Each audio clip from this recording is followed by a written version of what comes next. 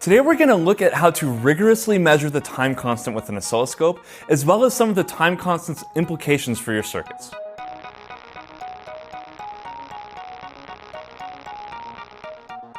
Measuring the time constant with an oscilloscope is surprisingly easy. All it takes is a quick calculation and a cursor measurement. But before we get to that, why do we care about the time constant of a circuit at all? The time constant is useful because it gives us information about how first-order circuits react to stimulus. First-order circuits only have one energy storage component, usually an inductor or capacitor, and can be described using a first-order differential equation. The TLDR on this is that when a first-order circuit experiences a voltage step up or step down, the circuit will settle to a constant voltage. The time constant, tau, tells us how long that settling will take. Also, if you know the settling characteristics, then you can also determine the charge of a capacitor or an inductor at a specific point in time. The time constant gets its name from two key characteristics: time, because it's a measure of time, seconds, and constant, because the period of time it takes to settle doesn't depend on the magnitude of the voltage step up or step down. It settles at a constant rate. More specifically, it contributes to the charge equation. Delta source is the change in voltage or current applied to the RC or RL circuit. T is the time at which we want to know the charge on your inductor or capacitor, meaning how long after that step up or step down. And tau is the time constant. If we set T equal to tau, our formula becomes this, which gives us this. What this means is that a capacitor will charge up to 63.2% of the source delta after one time constant. From a settling perspective, if we wait a period of one time constant, we move 63.2% closer to our final value. After a second time constant, we move another 63.2%. Essentially, it drops to 36.8% of its starting value. Now think about this. For the period of the second time constant, we're basically dealing with a new delta source value. So instead of moving from 10 volts to 0 volts, you're now moving from 3.68 volts to 0 volts. So after the second time constant, you'll end up at 3.68 volts times 36.8%, roughly 1.35 volts. After 5 time constants, you'll be 99% of the way to your final voltage.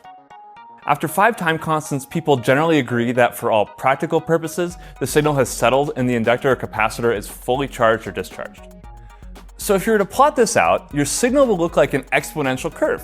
This is where the oscilloscope comes in. For this simple RC circuit with a square wave input, we see an exponential curve, both up and down. For more on step response, check out the parasitic inductance and AC step responses video, which I'll link to in about a minute 30, but you'll probably want to see this first. To measure the time constant with an oscilloscope, you simply need to pick 2 reference points on the decaying or growing portion of your signal and see how long it takes to decay or grow at 63.2%. Here's our simple RC circuit being supplied with a square wave from my function generator going between 0 and 10 volts. For measuring the time constant, let's pick 2 volts as a starting point, which means that after one time constant, we should end up right at 7.056 volts. We're probing the voltage across our capacitor, so it should be easy to measure the time constant. So let's turn on cursors, and to get a cleaner acquisition, let's go into Acquire and turn on high resolution mode. And then it's a 1 Hz signal, so it's going to be a little slow updating. And let's bump the waveform intensity all the way up to 100 so we can see it. Let's put our Y1 cursor at our starting voltage, which is 2 volts, and our Y2 cursor at 7 volts, 7.056 volts, our calculated value. And now we're going to move the X cursors to line up with the intersection of the waveform and the Y cursors. We're going to do the same with both. Let's zoom in a little bit here just to get some better horizontal accuracy out of our measurements here. I'm going to move the X1 cursor right there.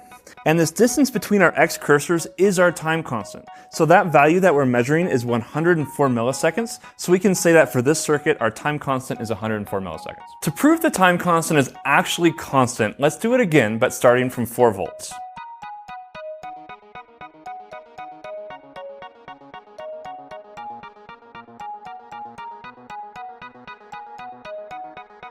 So we can see again we're measuring right around 104 milliseconds. For a more robust time constant measurement, do this a few times with a few different captures and at a few different start or stop voltages and take the average. I'd also recommend staying towards the middle of the decay, as it's possible to get some nonlinear effects right at the beginning. An example of this is the parasitic inductance video linked above and in the video description. So now that we have a good idea of what our time constant is, we can compare it to our calculated value. Before you do that, we should probably learn how to calculate the time constant. Without going through the math, you can do some fancy substitutions using the formula for charge, Q equals CV, and Kirchhoff's law, and you end up with the elegantly simple tau equals R times C for an RC circuit, and tau equals R divided by L for an RL circuit. For this circuit, we're using a 1 kilo ohm resistor and a 100 microfarad capacitor, so our calculated value is 100 milliseconds, which is pretty darn close to our measured value. Just for kicks, let's go a little deeper. After one time constant, we know that the charge on the capacitor will be 638 microcoulombs using Q equals CV, and the energy stored in the capacitor will be roughly 2 millijoules based on W equals 1/2 QV. If at some point this resistor load were to be removed after one time constant or there's a switch opening up, the capacitor or inductor will throw all of that stored energy back at your source. If you aren't careful, that can cause serious damage. Remember, inductors resist a change in current, so if you open a switch that is providing current to an inductor, the inductor is not going to allow that instantaneous current change. To protect against this, you can put a diode in parallel with the inductor to allow it to discharge. This is called a freewheeling or flyback diode. You could also build an RC snubber if you need a faster current decay. It's not all doom and gloom though. The charge storage can be quite useful. It's actually the fundamental theory behind switch mode power supplies. Take a buck converter, for example, which is used to efficiently step down voltage. When the switching transistor is closed, the on state, the inductor is charging up, and when the switch is open, the off state, the inductor is actually powering the load. The capacitor here generally acts as a filter capacitor to help remove some of the inherent ripple in this type of design. This is useful because unlike a resistive voltage divider, which also steps down voltage, you don't lose half your energy in that other resistor.